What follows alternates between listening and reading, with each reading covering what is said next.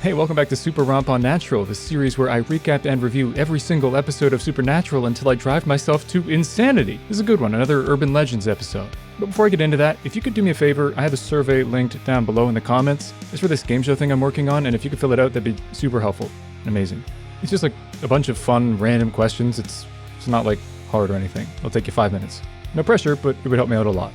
That's enough of that. Let's hop into Season 1, Episode 7, Hookman. Alright, we got some hot sorority girls in a bedroom. Oh, hey, is this the first black person with a speaking part? Crazy. Although, it's not that crazy. History lesson.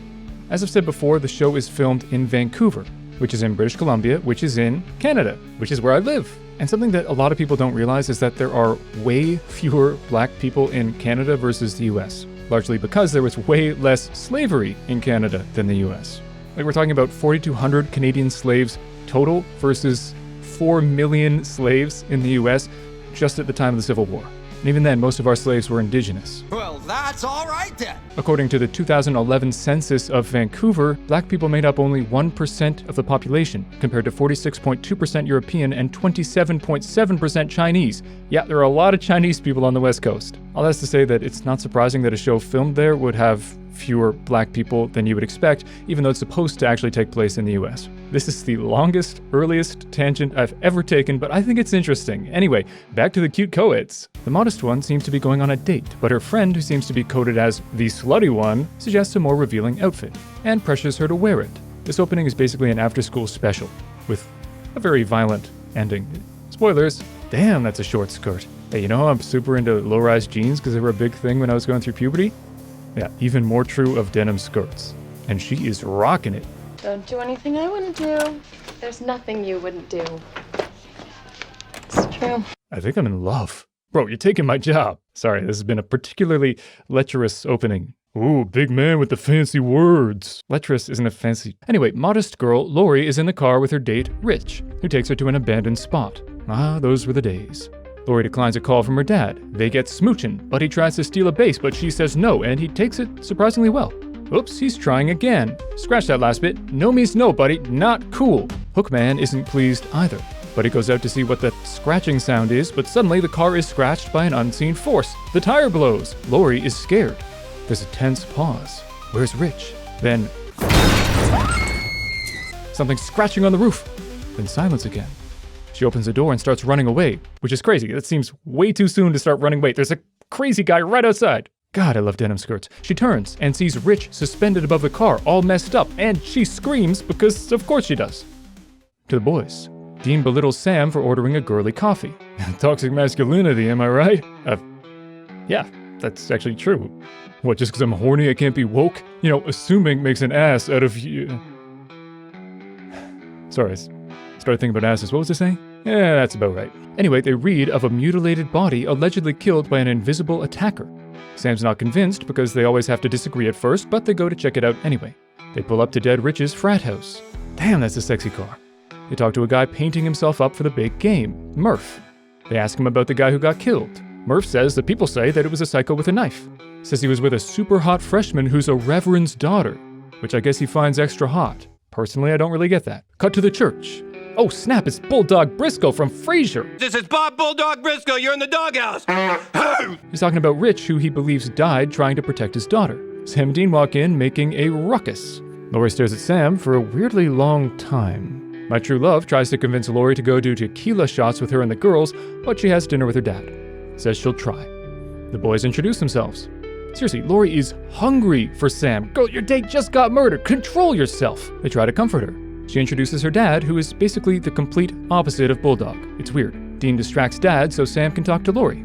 She says the police don't believe her when she says there was some invisible killer, and I get it. Sam tells Dean she heard scratching on the roof and found the bloody body suspended upside down over the car, which sounds exactly like the Hookman legend. Sam thinks the Hookman may be no man at all, but rather some kind of spirit. They get arrest records dating back to 1851. And they have a bunch of reading to do, which is right up Sam's alley as an aspiring law student. So much reading in law school, it really sucks. Don't do it. Sam finds that in 1862, a preacher was arrested for murder. He was pissed about the red light district and killed 13 prostitutes. Some of his victims were suspended upside down from trees as a warning against sins of the flesh. What's more, the preacher had lost his hand and had it replaced with a hook, which is, fittingly, what he used to kill them hookers. The cherry on top, this happened on 9 Mile Road, which is where Rich was killed.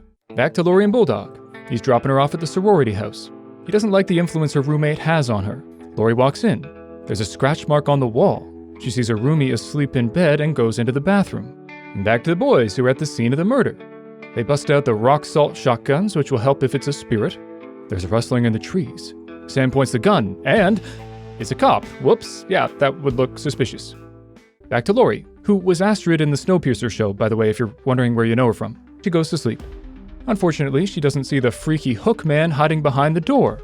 She wakes up the next morning, sees a puddle of blood, and sees that her roommate has been sliced up.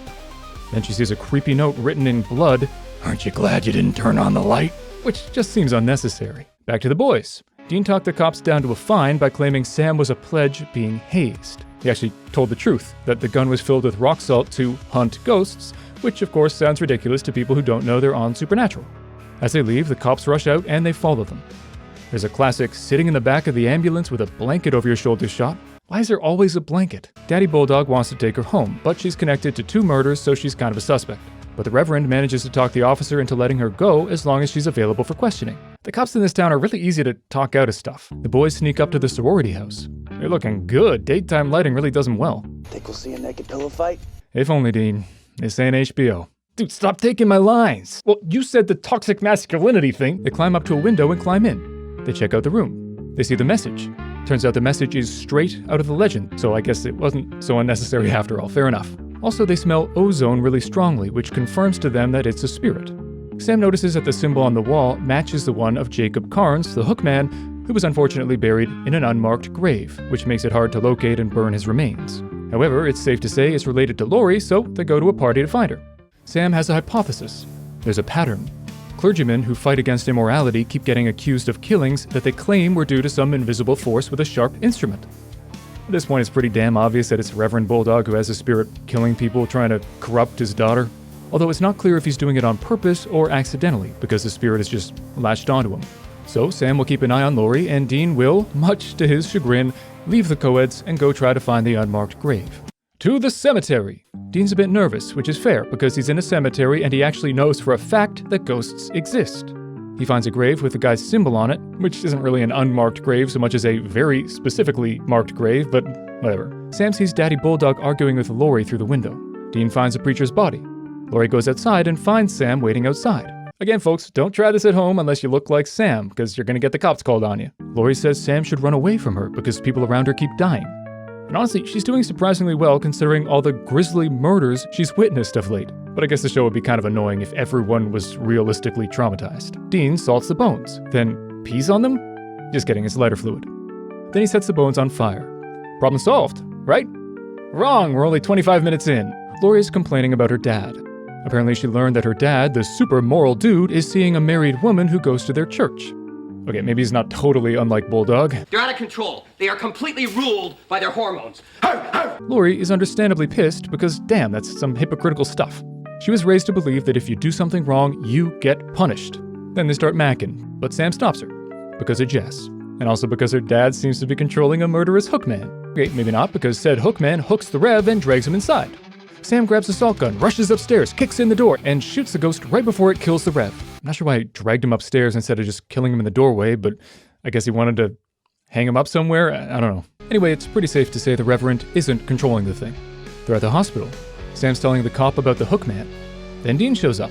Sam thinks the hookman is latched onto Lori unknowingly, and had attacked her dad because she was upset that he was having the affair, and she thought he had to be punished. But it's weird, because Dean burned the bones and buried them in salt, so the ghost should be gone. However, Sam thinks that maybe the hook is the source of its power. Research time! Turns out that after the hookman's execution, the hook was returned to the church, which would explain why the hookman kept framing reverends over the years. So they checked church records and learned that the hook was melted down and turned into something else. So they head to the church because they need to melt down anything they find made of silver, since that's what the hook was made of. Dean searches the church, Sam searches the house. Then they do the melty-melty. Uh-oh, someone's upstairs. Phew, it's just Lori praying. Finally, she's starting to show the slightest bit of perturbation at the horrors of her life. Although it's kind of funny that she only gets upset when she realizes it actually affects her personally. She says she's to blame, that there's an avenging angel doing the punishments. My date and my best friend got brutally murdered? Sucks to be them. Let's go mack it with this cute guy. Wait, I'm involved? That's crushing. Unfortunately, this realization that it's her who deserves to be punished calls the Hookman, and the candles blow out. Sam tries to get her out, but Hooky McGee is outside the door. They keep running and he smashes another door. Sam gets hooked. Hooky drags Lori. He smacks Sam again. He's closing in on Lori. Dean rushes in and shoots the ghost. They're confused why it's still here. But then Sam notices Lori's chain, which turns out to be a church heirloom. And it's silver. A hook scratches the wall. Sam shoots in the direction of the scratch. Dean throws the necklace in the fire. Hooky attacks. But then the necklace melts, the hook melts, and Hookman burns up. And the poor actor never even gets to show his face. I actually went to look up who played the Hookman so he could get his due, but it's really confusing. The wiki page shows this guy who does seem to match the glimpses we get in the show, but every reference, including IMDb, says it's Sean Millington, who looks absolutely nothing like him. Is this guy also named Sean Millington? Was there an IMDb mistake? Was he recast? I'm confused. If anyone knows what's up, please let me know in the comments and I'll show it in the next video. Anyway, it's the next day and we get the classic morning after with the cops scene, which has happened pretty much every episode now. Dean and his pretty eyes explain that they saw the Hookman, but he ran away. The cop starts to tell them to leave town, but Dean's way ahead of him. Sam gets a moment with Lori, who's back to her remarkably unperturbed self. She thanks him as Dean watches like a creep. Dean half-heartedly offers to stay, but Sam shakes his head and they leave. Off to find more monsters, and ideally their dad. And that's the episode. Another urban legend one, and a great one at that. The Hookman was really creepy, and the twist that it was actually attached to the daughter and not the father actually surprised me the first time I watched it. Of course, this is my 10th viewing, so it didn't really surprise me this time around, but it was still a really great misdirect. Plus, all the jeans' skirts didn't hurt. Well, no, they did not. Anyway, for all the above, I'll give this one 8.5 out of 10. That's 2 in a row. This show's on a roll. But hey, let me know what you think in the comments, or just say hi. And please do fill out that survey, which is, again, linked in the comments. If it's still there, then I'm still looking for answers. I really want to get this game show thing going. Thank you for watching, and I hope to see you next time. Stay safe, stay sane, and stay smiling.